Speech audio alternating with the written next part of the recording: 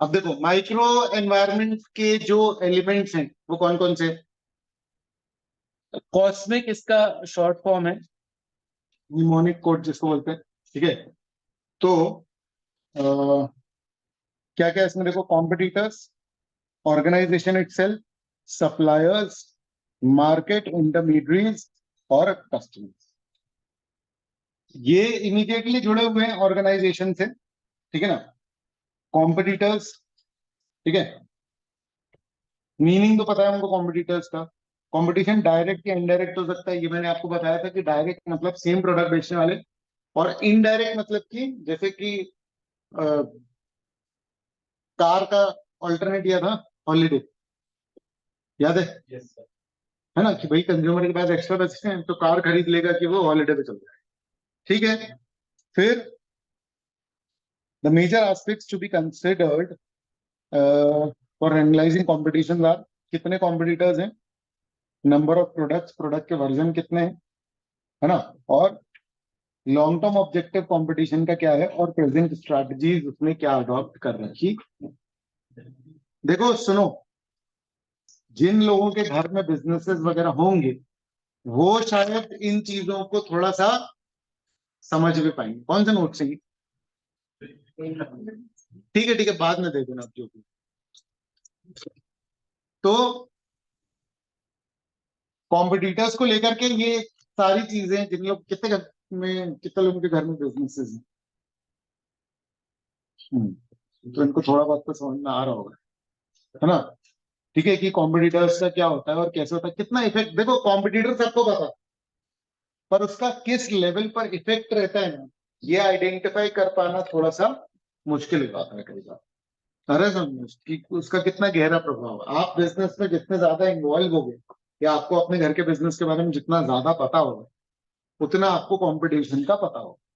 समझा? क्योंकि कई बार क्या होता है कि आप कोई प्रोडक्ट बेच रहे हो कि तो आपका कंपटीशन, पता चला कि मोहल्ले की दूसरी शॉप भी है, लेकिन आपका कंपटीशन हो सकता है कि मुंबई की एक शॉप है, क्योंकि ऑनलाइन भी बिक रहा है सब।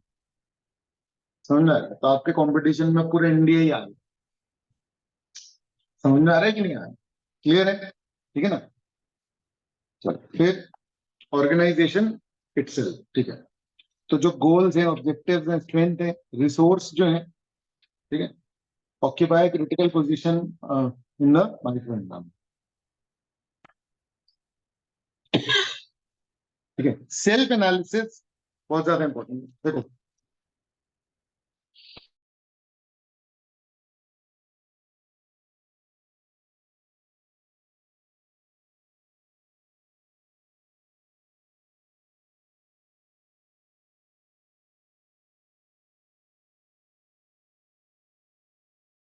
हमारी क्या स्ट्रेंथ है, समझ रहा है, हम किन चीजों में अच्छे हैं, क्लियर है, हमारे owners कैसे हैं, हमारा गवर्नेंस स्ट्रक्चर किस तरीके का है, और हमारे एम्प्लॉयज। भाई हमको सबसे ज्यादा इफेक्ट क्या करेंगे? हमारी आदतें, समझ रहा है, ठीक है, हमारी मेंटालिटी। क्लियर है कि नहीं? हमारा कॉन्फिडेंस, हमारी पर्सनालिटी हम पे सबसे ज्यादा इफेक्ट होता है ना। क्लियर है कि नहीं? ठीक है, तो हम लोग पढ़ रहे हैं कि भाई एनवायरनमेंट का इफेक्ट कैसे होता है एक बिजनेस पर। तो आप बहुत कॉमनली उसको रिलेट कर सकते हो एक इंसान के एनवायरनमेंट से, कि एक एनवायरनमेंट से इंसान पे जैसे प्रभाव पड़ता है, वैसे ही बिजनेस का भी सीन।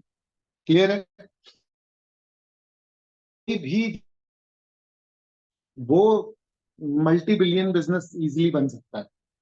समझ में आ रहा है? ठीक है, अगर ये सारी चीजें किसी को बहुत प्रॉपरली पता है तो। क्लियर है? लेकिन क्या होता है कि भाई एनवायरनमेंट है और बहुत सारी ऐसी चीजें हैं जिसके कारण की रुकते हैं। क्लियर है? ठीक है। सप्लायर, सप्लायर्स कैसे अफेक्ट करेंगे हमारे बिजनेस को? रॉ मटेरियल सप्लाई नहीं हो तो प्रोडक्ट नहीं बनेगी। समझ में आ रहा है? सप्लायर का रेट तेज हो गया तो हमारा जो प्रोडक्ट है वो महंगा हो जाएगा। सप्लायर ने टाइम में डिलीवर नहीं किया तो हम अपने कमिटमेंट्स पूरे नहीं कर पाएंगे। समझ में आ रहा है? तो उससे इमेज में फर्क पड़ सकता है। क्लियर है ये? है ना। तो अगर महंगा पड़ रहा है तो खुद बना लो। अब मारुति टायर खरीद रही है कि बना रही है? खरीद रही है। मेक और बाय डिसीजन है ना। कार तो बना ही रही है, टायर भी क्यों ना बना ले। तो टायर बनाना महंगा पड़ रहा होगा खरीदने से। अरे ठीक है, तो इसलिए क्या ज्यादा बेहतर है कि भाई खरीद लिया जाए। ठीक है, तो ये बहुत इंपॉर्टेंट होता है कि बहुत सारी चीजें आप क्या कर दो, आउटसोर्स कर दो, खुद करो या बाहर से करवाओ, depending on the supplier environment. आज की डेट में तो बहुत सारी चीजें जो है वो क्या होने लग गई है, आउटसोर्स होने लग गए। ठीक है, अच्छा, aspects of supplier environment that have an impact on the business are, क्या मटेरियल अवेलेबिलिटी है, क्वालिटी क्या अवेलेबल है, सप्लायर कैसे इफेक्ट करता है। जो सप्लायर होगा वही क्वालिटी हमारे प्रोडक्ट में जाएगी। समझ में आ रही है बात? ठीक है, जैसे मान लो आपको घर का खाना अच्छा नहीं लग रहा, तो हो सकता है कि प्रॉब्लम खाना बनाने में ना हो, प्रॉब्लम सप्लायर में हो। सब्जी वाला सब्जी अच्छी नहीं दे रहा तो बनेगी नहीं अच्छी। समझ में आ रहा है? ठीक है ना? फिर बार्गेनिंग पावर, महंगा पड़ जाएगा अगर आपकी बार्गेनिंग पावर अच्छी नहीं होगी तो। टाइमलीनेस ऑफ सप्लाई, क्योंकि टाइमलीनेस कुछ बिजनेसेस में टाइम कंस्ट्रेंट बहुत इंपॉर्टेंट होता है, बहुत खतरनाक होता है।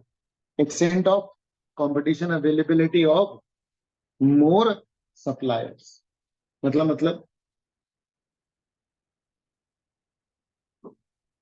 कितना है कंपटीशन, समझ आ रहा है, मतलब सप्लायर्स के बीच में।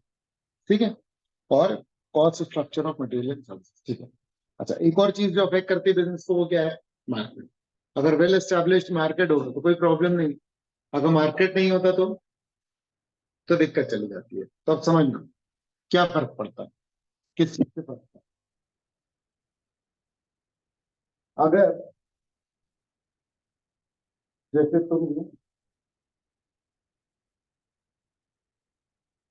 तुम बार बार शॉप ओपन करने का सोचते हो, समझ आ रहा है? ठीक है, हेयर स्टाइलिंग की अपन बढ़िया से जाएंगे कहाँ पर, पंजाब। हाँ चलेगी, पंजाब आए, कोई बात करता है, मार्केट ही नहीं है। समझ में आ रहा है? क्लियर है? समझ में आ रहा है? ठीक है ना? क्लियर है कि नहीं? तो आपको ध्यान रखना पड़ेगा कि कहाँ पर आपका मार्केट है, किस प्रोडक्ट का आपका मार्केट है। समझ आ रही है? क्लियर है? ठीक है ना? तो इसलिए आपको ध्यान रखना पड़ेगा, मार्केट बहुत ज्यादा अफेक्ट करेगा। एक सेकंड, ये छोड़ो। मार्केट साइज देखो, मार्केट साइज हर एक चीज के टर्म के मीनिंग समझ लो। मार्केट साइज मतलब, जैसे नॉर्मली एक टर्म यूज होता है, मार्केट साइज मतलब क्या है, एक्सप्लेन करो ना कोई। और कुछ कंज्यूमर के मतलब जैसे, हाँ,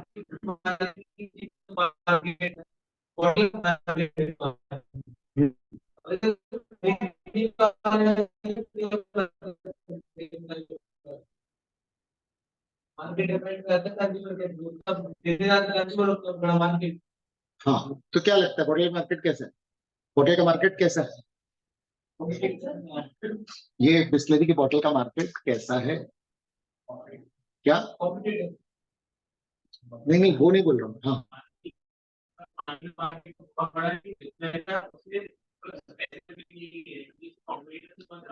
अरे ठीक है यार, ये बात नहीं चल रही, सिंपल मार्केट का साइज या नॉर्मली बताओ। जैसे ये स्पीकर है, इसका मार्केट साइज जितना होगा, इसका मतलब ये कि कितने इस बिक इन जनरल। एक तो ये हो गया, दूसरा मार्केट कितनी जगहों पर हो सकता है। जैसे देखो, मैं फिर से कैडबरी वाला एग्जाम्पल देता हूँ। कैडबरी का जो मार्केट है, ठीक है, उससे अपना मार्केट ही एक्सपैंड कर रही है, क्योंकि वो क्या टारगेट कर रहा है कि लोग खाने के बाद भी खाएं, एग्जाम के बाद खाएं, हर त्योहार पे खाएं। तो ये क्या कर रहा है वो एक्चुअली में, मार्केट साइज बढ़ाकर। आपका प्रोडक्ट कोई पर्टिकुलर जेंडर के लोग या एक पर्टिकुलर एज ग्रुप के लोग अगर यूज करते हैं तो क्या होगा, आपका जो मार्केट है वो थोड़ा सा नैरो है। देखो, इंडिविजुअल कंपनी नैरो मार्केट में भी बहुत बड़ा बिजनेस खड़ा कर सकते हैं, समझ में आ रहा है? और बहुत बड़े मार्केट में भी हो सकता है कि आपका स्टेक उतना, जैसे मोबाइल का मार्केट, देखो आज के डेट में ऑलमोस्ट हर व्यक्ति को मोबाइल चाहिए ना। तो मोबाइल का मार्केट बहुत ही बड़ा, खाने का किराने का मार्केट कितना बड़ा, बहुत बड़ा, मार्केट साइज तो बहुत बड़ा। समझ में आ रही है बात? क्लियर है? अब जैसे मान लो कि आप बोलो प्रोजेक्टर का मार्केट बहुत लिमिटेड है। तो आपके प्रोडक्ट का मार्केट कैसा है इस बात का अंदाजा आपको होना चाहिए। उस हिसाब से सब चीजें प्लान, आपके मार्केटिंग से लेकर के हर एक चीज क्लियर है। हाँ, आपके प्रोडक्ट का टेक्नोलॉजिकल स्ट्रक्चर कैसा है, ग्रोथ प्रोस्पेक्ट्स क्या है। जैसे गुटके का मार्केट है जो मिले, तो इसमें ग्रोथ प्रोस्पेक्ट्स क्या होंगे। रिस्क की मार्केट है क्योंकि बंद हो सकता है कभी। और स्ट्रक्चर मार्केट है, ठीक है ना। मतलब अगर आपके प्रोडक्ट, अगर आप ऐसे प्रोडक्ट में डील कर रहे हो जो कि क्या होने वाला है, जो कि बनता बहुत महंगा है, तो क्या होगा, मार्केट साइज आपका लिमिट होता है। समझ में आ रही है बात, ठीक है। मार्केट की प्राइस सेंसिटिविटी क्या है, थोड़ा सा भी प्राइस अगर बढ़ता है तो कितने कस्टमर साफ हो जाते हैं। इलास्टिसिटी कैसे, टेक्नोलॉजिकल स्ट्रक्चर कैसा है, हाई चेंजिंग है। बहुत सारे प्रोडक्ट, यार आप कोई प्रोडक्ट बना, उसका नया इन्वेंटेड प्रोडक्ट आ गया ज्यादा सस्ते में, तो क्या होगा, कहानी बिक जाएगी। एक सेकंड, हेलो। हम्म,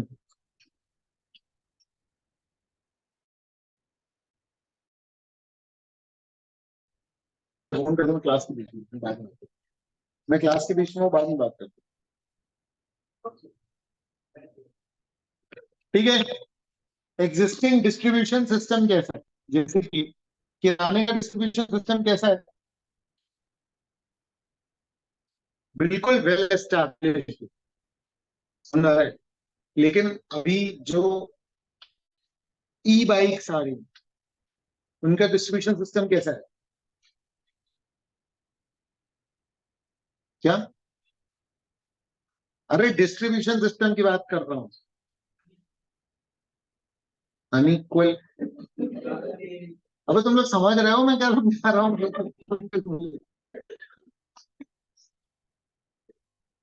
11th 12th का बिजनेस का पेपर नहीं है ये कि कुछ भी लिख के आ, कुछ तो लिखना ही है। ये तो बहुत ही अच्छा है, ये तो बढ़िया है, लाजवाब, क्या बताएं। अबे आते तो आते लिख रहा है, बहुत स्पेसिफिक डिस्कशन है। हाँ मैडम, एमसीक्यू का पेपर है, ये तो अलग ही चल जाएगा, दुनिया ही अलग। क्या समझा रहे हैं अभी, क्या बात चल रही। सुना ना तुमने, अरे यार, सुना कि नहीं सुना। ठीक है, अब सुनो। तो एग्जिस्टिंग डिस्ट्रीब्यूशन सिस्टम में बाइक्स का कह रहा हूँ कि एग्जिस्ट ही नहीं करता ना, अभी ये क्रिएट हो। अरे सुन, जैसे पतंजलि रहा, तो जैसे डाबर और एचयूएल ये सब इसके कॉम्पिटिटर्स थे।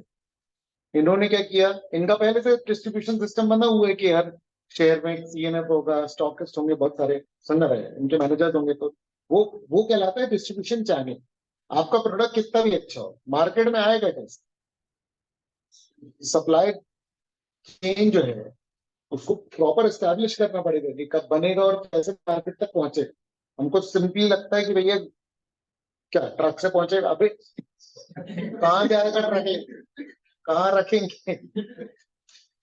सुंदर, एक एजेंट अपॉइंट कर लो, ऐसे नहीं होता है। आप पॉइंट समझ रहे हो, बहुत सारी चीजें होती हैं। और जब अपॉइंट करोगे तो ऐसे किसी को भी नहीं कर सकते, वो बहुत लंबे चक्कर हैं, पूरे इंडिया लेवल पर, जब नेशनल लेवल पर होता। पतंजलि को बहुत प्रॉब्लम हुई थी। पतंजलि का एक टाइम पे ये था कि उसके प्रोडक्ट लोग पागलों की तरह ढूंढ रहे थे और वो दुकानों में खत्म हो रहा है। मतलब बाबा का इतना लॉस हुआ कि क्या। ठीक है, ठीक है। हाँ, बाबा तो होना भी नहीं, कितना भूला है। चल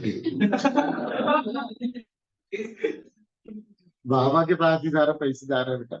वो किसके पास, बालकृष्ण, बालकृष्ण, क्यों, उनको कैसे बना दिया 95% का शेयर होल्डर। सवाल एक क्यों है, वो क्यों आवाज तो समझ रहे हो ना तुम मतलब।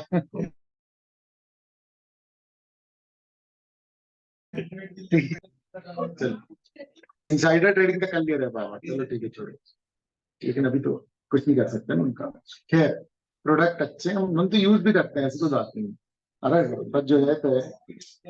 ठीक है, तो डिस्ट्रीब्यूशन सिस्टम फिर उन्होंने क्या किया, फिर ना अपनी ही शॉप्स जो है वो ओपन कर दी। ठीक है, अभी तुम देखोगे तो वो छोटी लाइन पे है ना, अपने एक्सक्लूसिव स्टोर्स जो है पतंजलि के खुले। ठीक है। अच्छा, मेच्योरिटी लेवल मार्केट का, क्योंकि कोई भी प्रोडक्ट जो होता है वो एक इमर्ज होता है, फिर एक पर्टिकुलर मिड लाइफ पहुंचता है और फिर खत्म हो जाता है। देखो यहाँ पर मैं, अब तुम चावल चावल की बात मत करने लगे, अच्छा फिर चावल खाना बंद कर देंगे लोग, ऐसा सब प्रोडक्ट के साथ नहीं होता। पर नॉर्मली जो प्रोडक्ट्स आप देखोगे तो सबकी लाइफ साइकिल, ठीक है, तो अगर प्रोडक्ट ऐसा है तो आपको देखना पड़ेगा कि लाइफ साइकिल की किस स्टेज पे है। ठीक है ना। अगर 80s में कोई बोल देता कि मारुति वो 800 बंद हो जाएगी तो लोग उसको पागल कहते, समझ आ रहा है। ठीक है, 40 साल राज किया उस गाड़ी, मारुति 800। ठीक है, आज के डेट में खरीदे कर दो कोई नहीं, क्योंकि बहुत सारी अच्छी अच्छी गाड़ियां अवेलेबल। तो मेच्योरिटी लेवल होता है। फिर possibility of market segmentation and differentiation, आपके प्रोडक्ट के वेरिएंट्स कितने बन सकते हैं। जैसे पहले सैमसंग बनाता था कि सैमसंग के हर उसके वेरिएंट आते हैं, उसको बीट कर दिया किसने, एमआई। समझ में आ रहा है। ठीक है ना, Poco, Poco plus, Poco F1, F2, Poco F2 plus ultra, भगवान जाने क्या है। ठीक है, अपने आप में पढ़ाई है। ठीक है, पूरी कोर्स हो, मोबाइल खरीदना तो एक कोर्स करना पड़ेगा। ठीक, किस फोन में क्या है क्या नहीं है। चलो खैर, इंटरमीडिएट ये सारे होते हैं, ये सप्लाई चेन डिस्ट्रीब्यूशन वाले जितने भी होते हैं ना, होलसेलर, रिटेलर, डीलर। ठीक है, ये इन सबसे हमारे बिजनेस पे बहुत ज्यादा फर्क पड़ता है। ठीक है, सोचो आप कि किसी का मार्केटिंग किसी में जाओ, और मतलब आप दुकान में जाते हो ना गुड्स लेने, ठीक है, और रिटेलर आपको सजेस्ट करने लगे किसी प्रोडक्ट के बारे में, और किसी प्रोडक्ट के बारे में नेगेटिवली सजेस्ट करने लग जाए, क्या होगा उसका। इसलिए बहुत बार क्या होता है कि रिटेलर से आप सजेशन लेते हो ना, तो जिसको उसको मार्जिन ज्यादा होता है वो वाला सजेशन वो दे देता है। ठीक है, अभी हम कल दवाई लेने गए थे सबके, ठीक है, तो हमने कहा कि भाई इसे दे दो। अब वो बोल रहा है मैं बहुत अच्छी दवाई दे रहा हूँ, 6 गोली, वो 300 रुपए की दवाई हमने निकाल करके दी। मैंने कहा तुमसे ये नहीं किया, वो पता मेरे बड़े ठीक है, ठीक है, उधर से आए हैं। चलो ठीक है, बताओ बताओ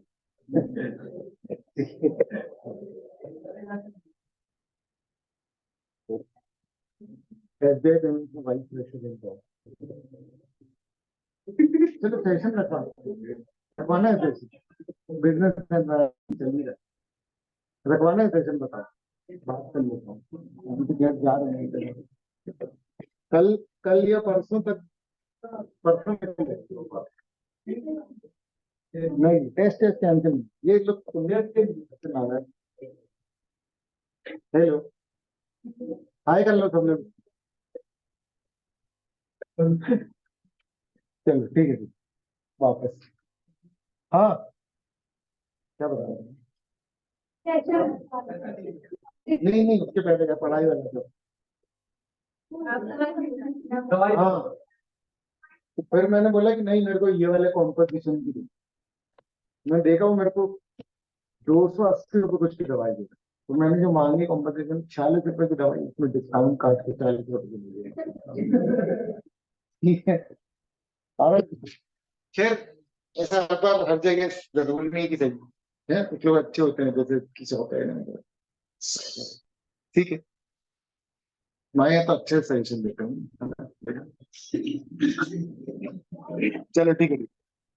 मैं सारी की दवाई की दुकानों के बारे में नहीं बोल रहा हूँ, ये दुकान है बस की बात बोल रहा हूँ। कल अलग गया था ना मैं। चलो, अवेलेबिलिटी ऑफ इंटरनेट, इंटरमीडिएटरीज है भी नहीं। देखो क्या होता है, जनरल इंटरमीडिएटरीज है या खुद ही का, जैसे कुछ प्रोडक्ट्स जो है ना वो कॉमन जनरल मार्केट में बिकते हैं और कुछ प्रोडक्ट अलग बिकते हैं। जैसे आईफोन जो था आज की डेट में शायद मिलने लगा है सब शॉप्स में, बट पहले क्या होता था कि आईफोन जो है वो इमेजिन वाले स्टोर में मिले, बाकी सारे मोबाइल आपको किसी भी दुकान में मिल जाए। आ रहा है क्या समझ में, क्योंकि उसकी सप्लाई चेन ही डिफरेंट। तो availability of intermediate, cost push effect of intermediate, intermediates के कारण आपके प्रोडक्ट की कॉस्ट कितनी जो है वो बढ़ जाएगी। कई बार क्या होता है कि कोल्ड स्टोरेज है, तो कोल्ड स्टोरेज में इंटरमीडिएट की कॉस्ट जो है वो हेविली बढ़ेगी, क्योंकि ट्रांसपोर्टेशन भी पूरा किसमें होगा, वो फ्रीजर रहता है ना, मूविंग फ्रीजर। ठीक है, effect of direct dealing with customers on the business operations. ठीक है, मतलब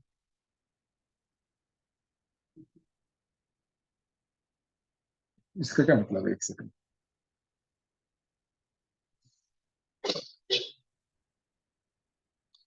चलो उसको मैं देख के बता रहा हूँ।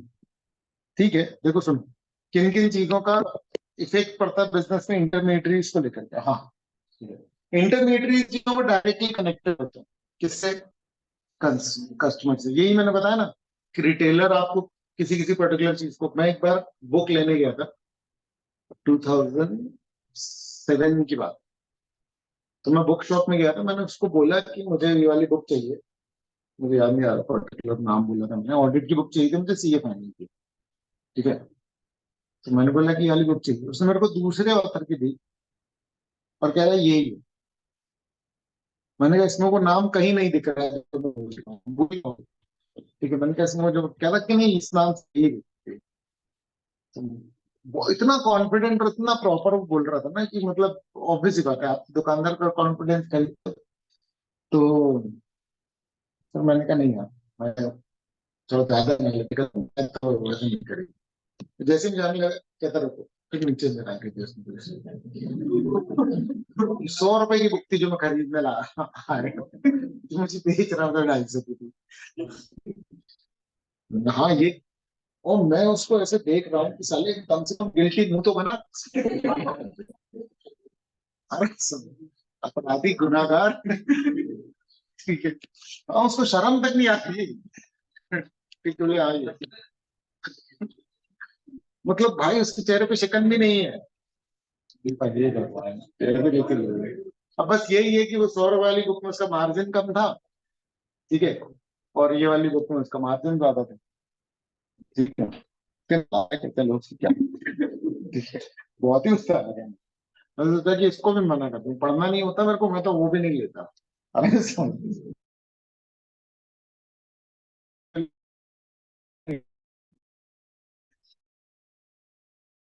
ठीक है, चलो कस्टमर कस्टमर सबसे ज्यादा इफेक्ट डालते हैं। देखो जो भी कंज्यूमर अल्टीमेटली आपका प्रोडक्ट कंज्यूम कर रहा है, ठीक है, बिल्कुल सिंपल सी बात है, अगर उसको अच्छा लगेगा, सुंदर है, तो वो लोग को रिकमेंड करेगा, उसको अच्छा नहीं लगेगा तो आपकी दुकान नहीं चलेगी। बहुत बिल्कुल सिंपल कॉन्सेप्ट है ये ना। आप जनरली कल को अगर कभी भी कोई बिजनेस करते हो या कुछ भी करते हो, सुंदर है, ये फंडा मुझे जो लगता है, और ये एक्चुअली में स्टीव जॉब से मैं बहुत सारे वीडियोस देखता रहता हूँ। ठीक है, मुझे लगता है कि इसका कोर आइडिया भी यही है, और ये एक्चुअली में सबसे बेस्ट है कि आपका प्रोडक्ट सबसे बेस्ट होना चाहिए। ठीक है, और बाकी सब चीजें भी भाड़ में रहे। ठीक है, एस्पेक्ट्स भी consumers are potential consumer group, benefits, utilities that the consumer expect, है ना, buying pattern of consumer, changes in consumer taste preference and expectations। ठीक है, तो आप किसी भी चीज का बिजनेस कर रहे हैं उसमें आपको इन चीजों का ध्यान रखना पड़ेगा। जैसे मार्केटिंग पे पूरी पूरी बुक्स लिखी गई हैं, लेकिन ये वो एनवायरनमेंट में जो एलिमेंट्स है वो आपको आप पर प्रभाव डालते हैं। मैक्रो एनवायरनमेंट के कौन कौन से एलिमेंट्स हैं जिसका फर्क पड़ता है, सोशियो कल्चरल। सोशियो कल्चरल क्या होता है, सोशल, हमारे यहाँ की सोसाइटी किस तरीके से चलती है, हर देश का अलग अलग सोशल एनवायरनमेंट है, हर देश का अलग अलग कल्चरल एनवायरनमेंट है। और तो हमारे कल्चर में है कि जैसे हम नवरात्रि मनाते हैं या बहुत सारे त्योहार मनाते हैं, सबके कल्चर जो है वो अलग है। और ये जो कल्चर है ये बहुत ज्यादा फर्क करते हैं किस पर, बिजनेसेस। सुना है हमारे यहाँ जो कल्चर है, स्नैपचैट वाले सीईओ ने नहीं बोला था कि गरीब देश है या तो कुछ कुछ कुछ ऐसे बोल दिया था ना, इंडिया इज पुअर कंट्री है, तो अगले दिन सबने अनइंस्टॉल कर मारा था, क्योंकि हमारे यहाँ के लोग हर्ट जाते हैं बहुत जल्दी। अरे सब तो ऐसा कुछ आया था कि क्या 1-1.5 करोड़ अनइंस्टॉल हो गए। अरे तो हालत पतली हो गई स्नैपचैट की, चीजें डिमांड है यार, अपने पॉपुलेशन इतनी है और हम हर्ट जाते हैं, हमारे यहाँ के कल्चर को समझो। क्लियर है कि नहीं? ठीक है, तो ऑब्वियस सी बात है। ठीक है, सोशो कल्चरल एनवायरनमेंट बहुत इंपॉर्टेंट है। ठीक है, इसका ध्यान आज की डेट में पॉलिटिकल पार्टीज भी रखती है, बहुत हेवीली रखती हैं इस बात का ध्यान। ठीक है, मतलब अ, तुम ध्यान से अगर नोटिस करोगे तो ये गुड टू नो, क्योंकि अब ये चीज ना बहुत गड़बड़ हो गई है। क्योंकि इंस्टा वगैरह के जो एल्गो है, इंस्टा फेसबुक, ये आपको सेम कंटेंट ही दिखा, तो इसलिए आपको पता नहीं चल पाता कि बाकी जगह पर क्या चाहिए। अरे सर, आपको आपसे रिलेटेड कंटेंट, आपकी थिंकिंग से रिलेटेड ही कंटेंट मिलता है। आपका दायरा इतना ज्यादा नैरो कर देते हैं कि आप को कभी खबर नहीं मिल पाएगी, फैक्चुअल डेटा कभी नहीं मिल पाएगा। तो कोई भी पॉलिटिकल पार्टी इसके वादे जो हैं वो तुम सुनना, उनकी पॉलिटिकल रैली और पॉलिटिकल कमिटमेंट्स तुम साउथ में जब सुनोगे तो वो अलग है, और वही चीज नॉर्थ में सुनोगे तो अलग होंगे, ईस्ट और वेस्ट हर जगह। आप अगर मतलब चार अलग अलग किसी एक नेता का कोई भी चुन लो, जिसने चारों जगह पर अगर मान लो कि स्पीच दी हो, और उन चारों स्पीच को पूरा पूरा सुनोगे तो तुम्हें एग्जैक्टली समझ में आ जाएगा कि कल्चरल एनवायरनमेंट का कितना सही यूज जो है वो पॉलिटिशियंस का कर रहे हैं समझ, और बिजनेसेस भी कर रहे हैं। हम लोग यहाँ पर जितने ब्रांड्स या वो सब देखते हैं, वो एक पर्टिकुलर कल्चर को फॉलो करता है। ठीक है, और हमारे यहाँ का एक्चुअली में बहुत पर्टिकुलर कुछ कल्चर नहीं है। ठीक है, कि बहुत एकदम बायस जो किसी पर्टिकुलर उसको लेकर के। ठीक है, लेकिन अगर तुम वेस्ट बंगाल या उस साइड में जाओगे तो कल्चरल इफेक्ट अलग लेवल पर देखने को मिलता है। मैं 10 दिन के ऑडिट में गया था, मैंने शायद बताया भी था, अलग अलग प्लेनेट वाली फील आ रही थी वहां पर। मतलब वहां पर कल्चरल इफेक्ट इस लेवल का है कि लोगों का पहनावा आपको बहुत ज्यादा डिफरेंट मिले, सब लोग सेम सेम टाइप के ही होंगे, और बहुत ही पर्टिकुलर वहां की जो गाड़ियां चलती हैं, वहां की जो बिल्डिंग्स है, रोड है, वहां पर डिफरेंट। मतलब मैं गया था वैसे 2006 में, तो अब मुझे पता नहीं, बहुत साल हो गए, 16-17 साल तो हो गए, तब शायद थोड़ा चेंज हो गया। लेकिन जैसे अब मुंबई में जाते तो उसका अपना एक वो है, वैसे मुंबई का भी कुछ अपना है नहीं। लेकिन साउथ वगैरह में जाओ, एक व्यवहार जो है वो आपको देखने को मिलेगा। नॉर्थ वगैरह में जाओगे, जो भी खैर बहुत पॉपुलेटेड सिटीज है, वहां तो उतना नहीं पता चलेगा आपको।